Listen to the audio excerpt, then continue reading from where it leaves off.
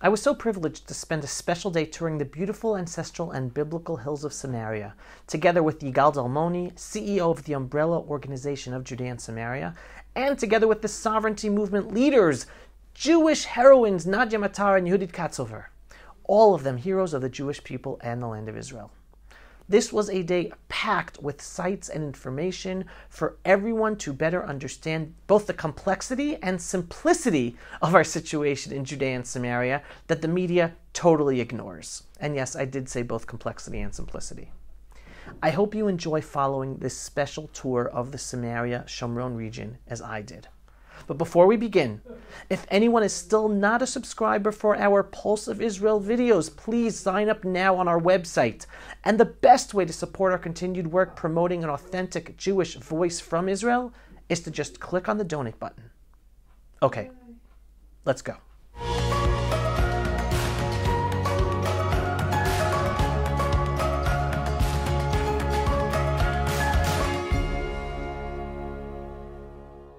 We started the day at the stunning Sagot Winery, where we first heard from the owner, Yaakov Berg, about the legal struggles that the winery has experienced, including land issues where they were able to build the winery, and the international boycott movement, as well as international law that wants to label their goods. Through it all, the winery is thriving. All right, everyone, we just heard a fascinating talk from Dr. Moti Kedar. Anyone who follows me, I love to interview him on the Pulse of Israel. Amazing insight. He was basically just talking about how the Israel-Palestinian conflict is a religious conflict. Oh, wait, I want to show you the view, folks. Show you the view. Whoa! Welcome, welcome, welcome.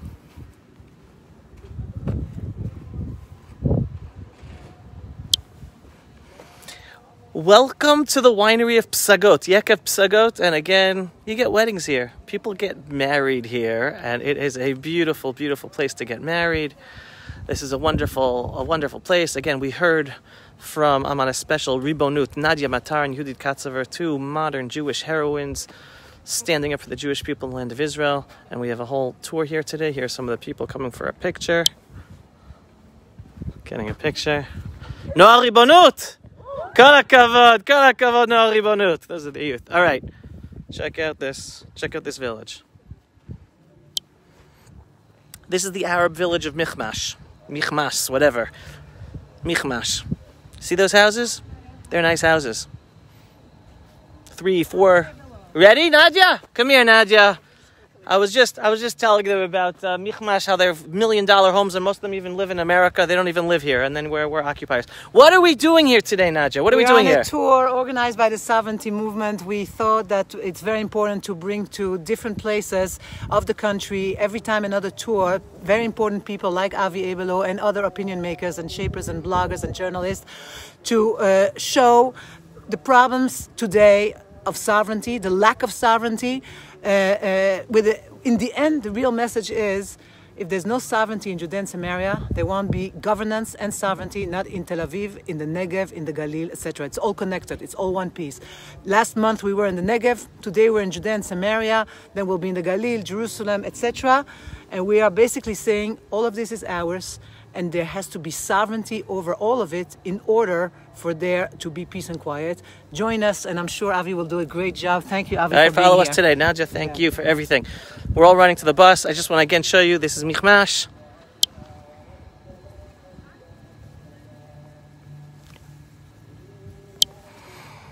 All right. They get the land for free. They build, they don't have to, I'm coming. They get the land for free. They just take wherever they want to build. They build beautiful houses. Most of them live in America. And folks, you have to understand. So now here we go. Check out the...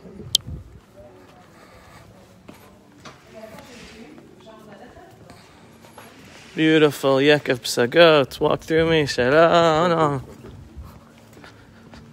Check out this beautiful place.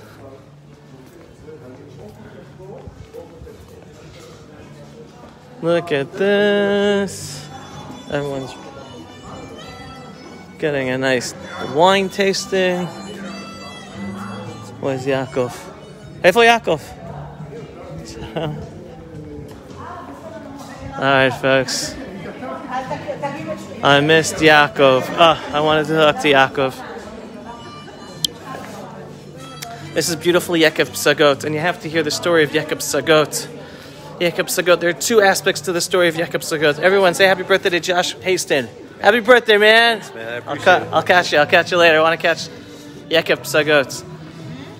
One global award-winning winery here in the Sherman. Yes, why? You got it. Shut up. Hi, guys. Guys, this is the CEO of the Mankal of Moetzet Yesha of the Yesha Council. I'm a friend of Avi, first. I'm a friend of you guys. Next is my job is CEO.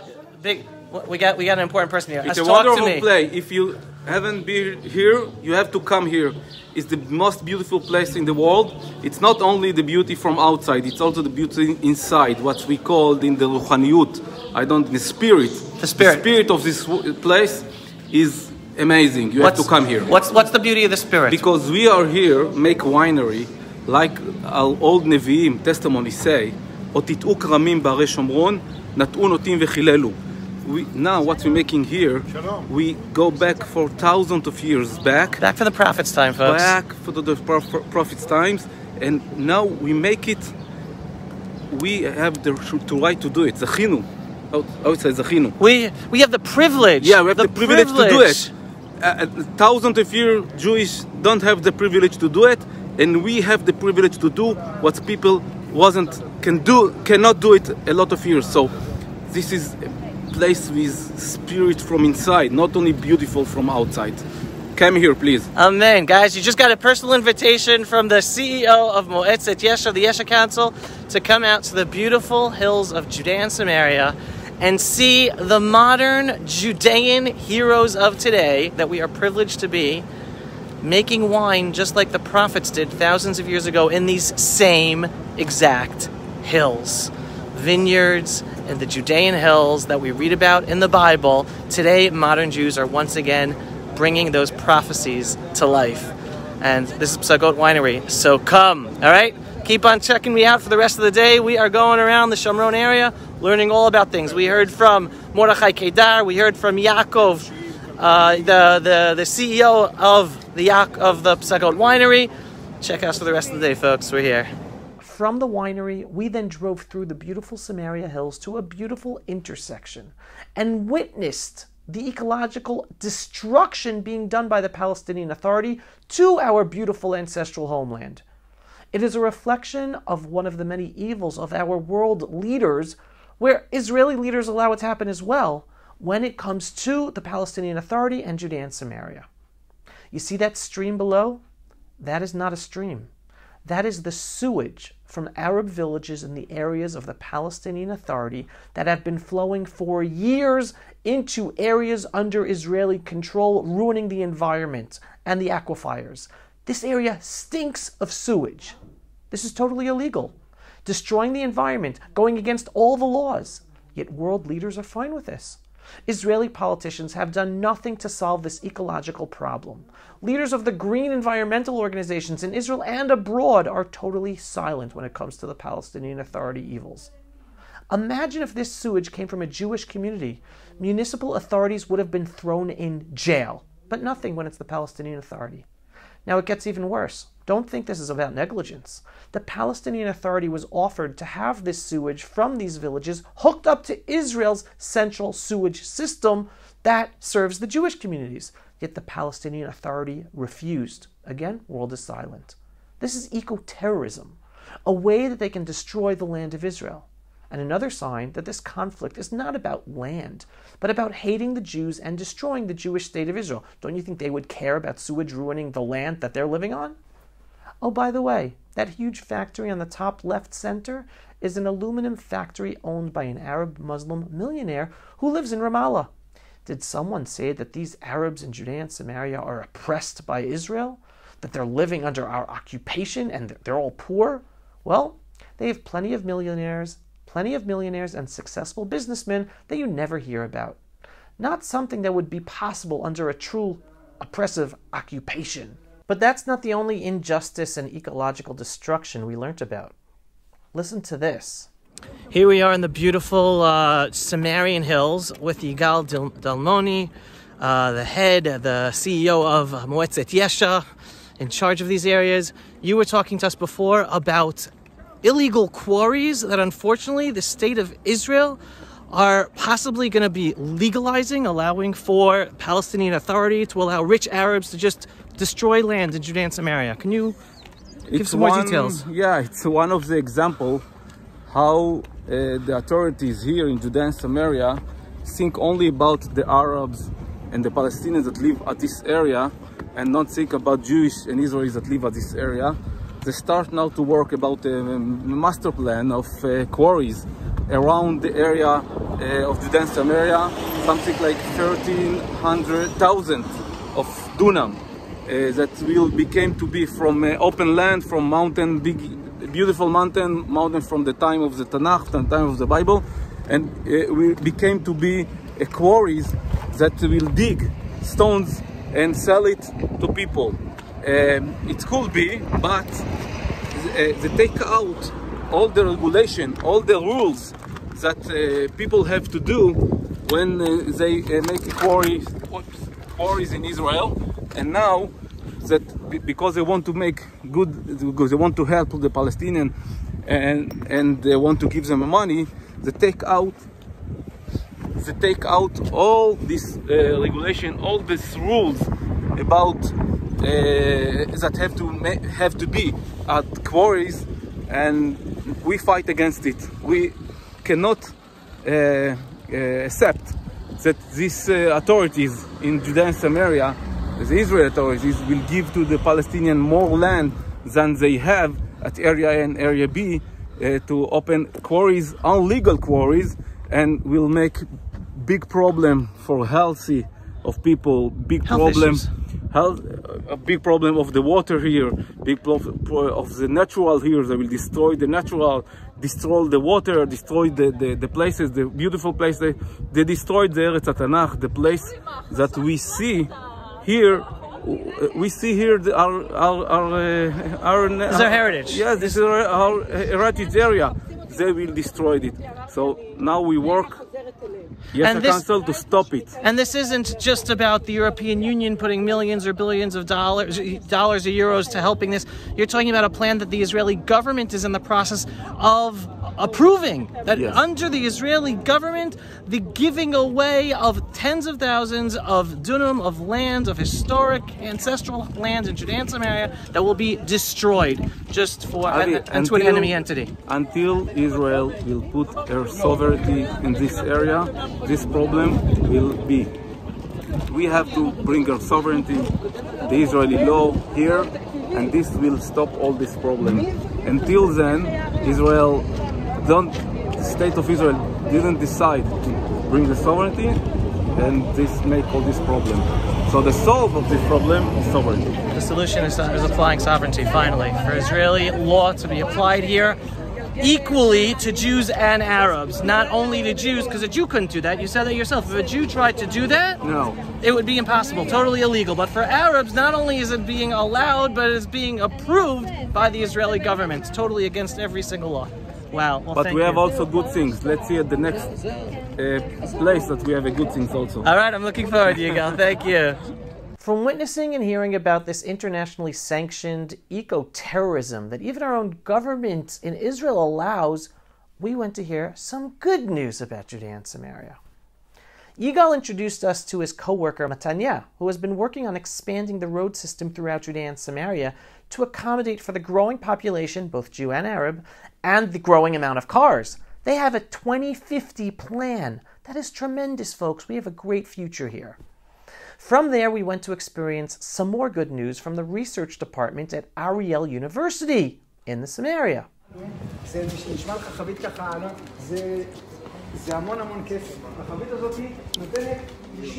Alright folks, this is historic. I just showed you those bottles of wine. Those aren't just regular bottles of wine. Those are bottles of wine. Here, I'm about to drink some red dry wine. I'm not really a red dry wine drinker. I had the white wine earlier. It was delicious. Made from grapes that are historically researched researched to have been grown here in ancient Israel. Okay, what am I trying to say? Israel today is known for its world's award-winning wines, also grown not just in the Galil, but also in Jerusalem and Judea and Samaria. Unbelievable wines that win awards. But we are here at Ariel University, and they were explaining to us. Why? We're making a l'chaim. I'll explain to you in a second. Let's go. Let's get a l'chaim for sovereignty in Judea and Samaria. Mi said the l'chaim? Mi said the l'chaim? Making a l'chaim for sovereignty in Judea and Samaria. Okay, l'chaim everybody. All right, as they're getting ready. Very quickly, all of the wines that are currently award-winning Israeli wines are from grapes grown in Israel, grown in Judea and Samaria, but that have originated in other countries of the world. Because over the hundreds of years of Muslim rule in Judea and Samaria and Israel, they destroyed. Muslims are forbidden to drink wine. They're forbidden. That's why they planted olive trees.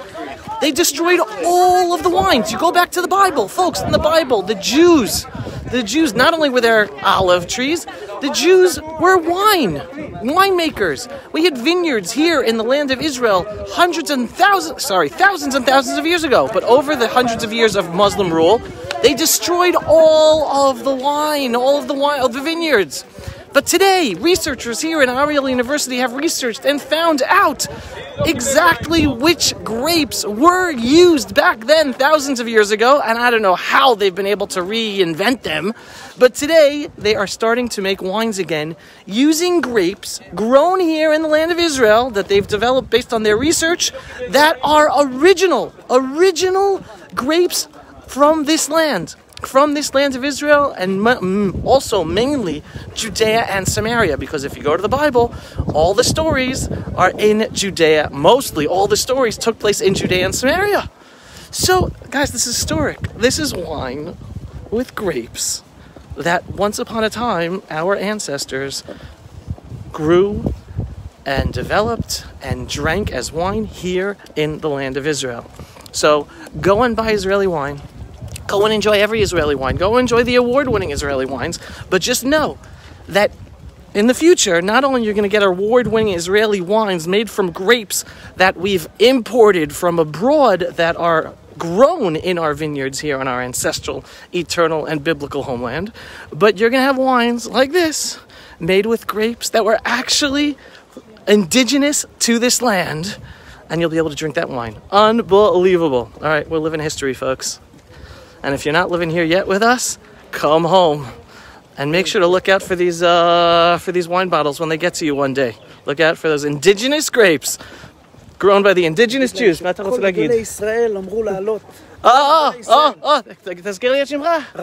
Rami is telling everybody, all of the great rabbis have told us for centuries, not just now, centuries, come home and live here in the land of Israel, folks. You'll be able to enjoy all of this.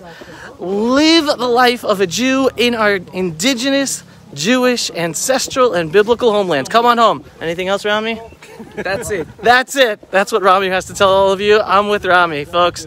And in the meantime, buy Israeli wine no matter where you are, and look out for the indigenous grapes, the wine made with the indigenous grapes as well, because it's coming. It's coming. I said the bracha already, so now I'm just going to make a l'chaim. Also, a l'chaim to health, to sanity, to a world, I'm going to get there, to a world where humanity understands that there is a safe and better life when there is an understanding, an appreciation, a connection, and a support of the Jewish people in the land of Israel. And the way we're going to make that happen is when we have sovereignty in Judea and Samaria. A strong Israel helps the world. And in order for Israel to be strong, we must stand up for our rights. We must stand up for what's right. We must stand up to be able to protect everyone. Because only when the Jewish people are sovereign in Judea and Samaria, then the Arabs will be able to live better and stop the terror against us, and law will be applied equally. In the meantime, here we go. All these great, great people here for a picture. Toohoo! Happy birthday! L'chaim to sovereignty and Josh. You can take a sip for your birthday. I had a few. Let's get into the picture. All right, out of here, folks. After we made a l'chaim toast to sovereignty, we got to hear from the Senior Vice President of Ariel University, Bobby Brown, about the amazing growth of this special university in Samaria where Jews and Arabs study together. Let that sink in. While our enemies call Israel an apartheid state, Jews and Arabs study together in Israeli universities, even at the university in Samaria, yet no Jews are allowed to study at any of the universities in the Palestinian Authority. Just food for thought, guys. Even more fascinating was a talk by Eran Bartal, the economic correspondent of Israel's most widely read newspaper, Israel Today. He explained brilliantly why Israel applying sovereignty in Judea and Samaria is the best thing for Israel's economy and for the economic benefit of Arabs in Judea and Samaria as well. I will definitely be following up with an interview with Iran, so stay tuned. Then, to end the day, we visited the Barkan Industrial Zone, where we visited an Israeli business that employs Jews, Israeli Arabs, and Arab Muslims who live in the Palestinian Authority. Again, people say Israel is an oppressive, occupational apartheid state. Well, watch this and see and hear the truth with your own eyes. Welcome, everyone, to the Barkan Industrial Zone here in the Shomron and Samarian Hills.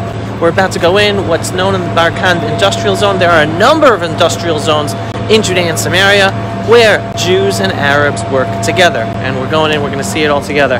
Because, tachlis, folks, when it comes down to people, we can work together. But when it comes down to political solutions and politicians, they mess everything up.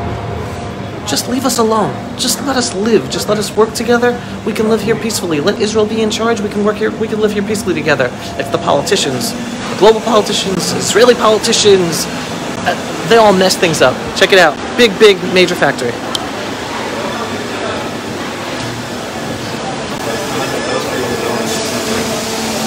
All right, so we're all getting a tour here with the manager of the factory. And he was just explaining to us the number of workers, number of Israeli workers, number of Arab workers who live in the Palestinian Authority. He goes, they earn much more money working with him. They make good money. They're happy working here. And they're able to work together. Israelis and Arabs who live under the Palestinian Authority. But believe it or not, it's the Palestinian Authority who for years has made it hard for their own Arab workers to work with Jewish-owned businesses and Israeli businesses. All right? It's the Palestinian Authority. Not in the best interest, not in the economic interest of its own people that it's supposed to care about. Because the Palestinian Authority doesn't want a peaceful future living together with Israel and the Jews. It wants to destroy the Jewish state of Israel. It is that simple. So let's see what we're going to see here.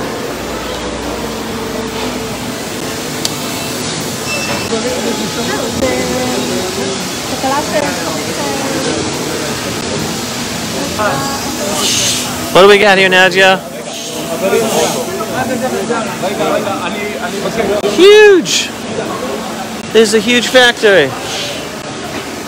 Huge factory. Huge factory.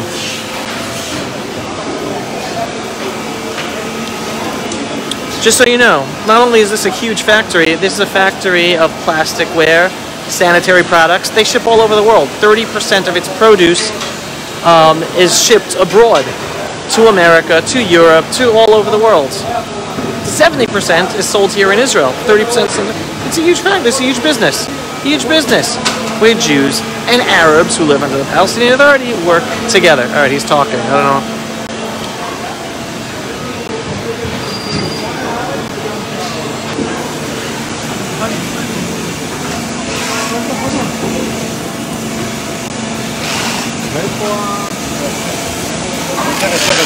הוא עושה שם איזה עיתון. כל מכונות הנומים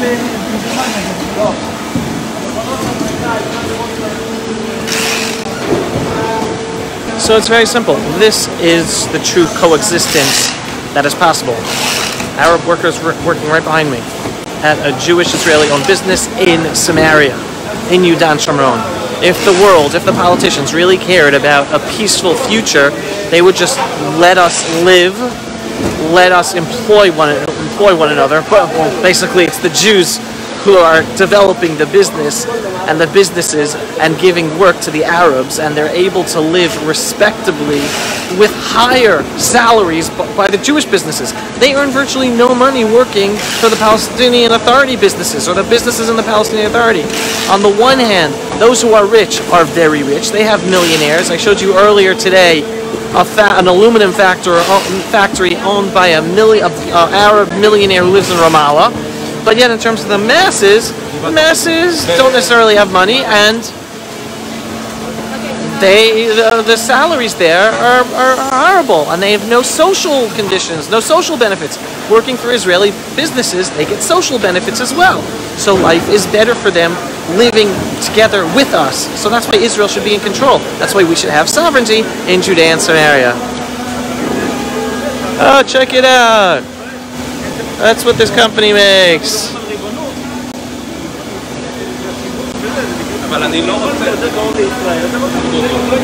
Alright, so you saw you might be sitting on a toilet seat made by Jews and Arabs here in Samaria because it's shipped all over the world.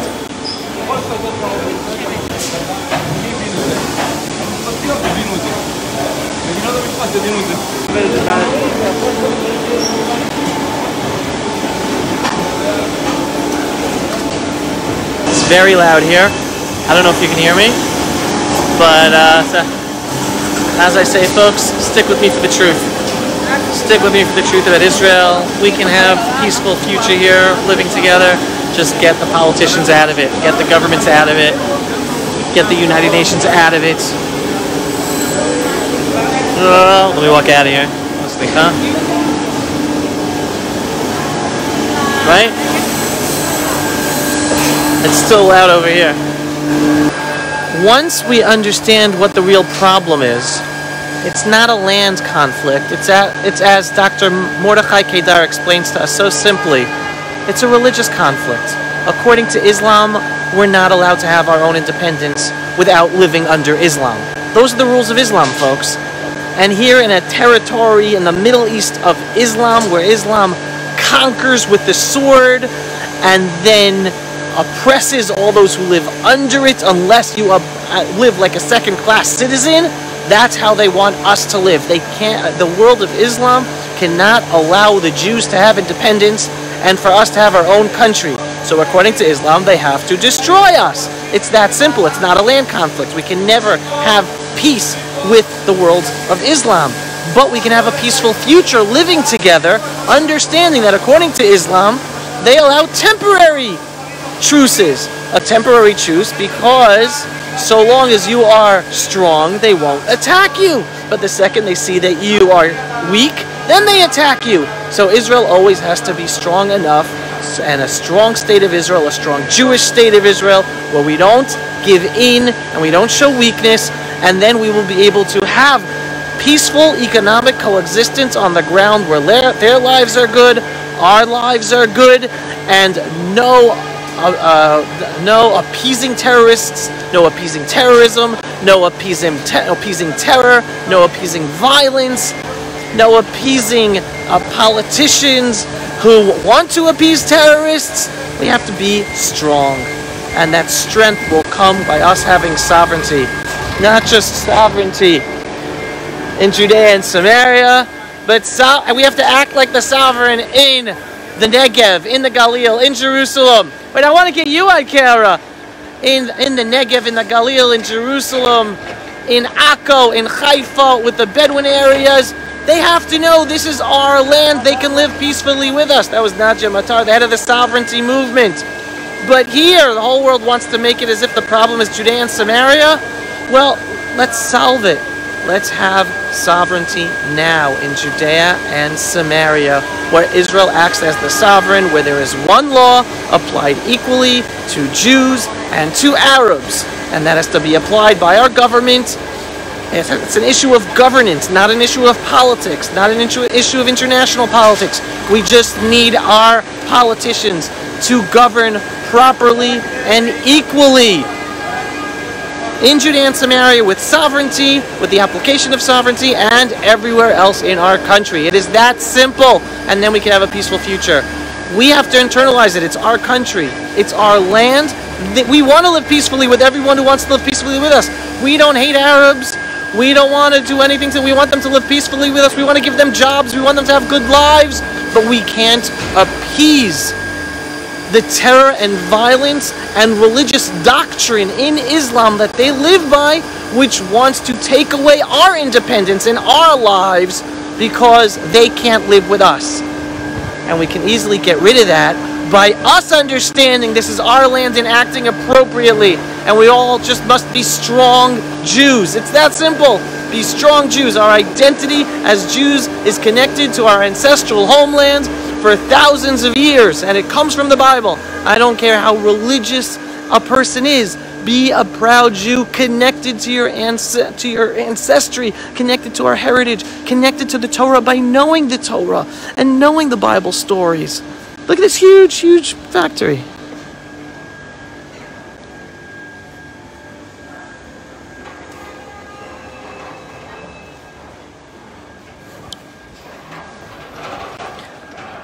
These factories in Barkan, where Jews and Arabs work together, Jews who live in Judea and Samaria, even Arab Israelis, right? Israeli Arab citizens work here, together with Jews, together with Arabs who live in the Palestinian Authority territories. They all work together in these factories in Barkan, in Samaria. Economic peace is possible, but it only comes with understanding. Number one, this is a religious conflict, not a land conflict. And two, the only way to solve it is by Israel always being strong. And then the people can work together, can live together peacefully. We have to take all their guns away. We have to punish all their terrorists and people who support terror. We have to get rid of, we have to punish all the terrorists and anyone who supports terror. And then we'll be able to live peacefully. So I hope you guys enjoyed this Barkan. Let's see more stuff. Huge factories here. And this is just one factory. This is the Lipsky plastic factory.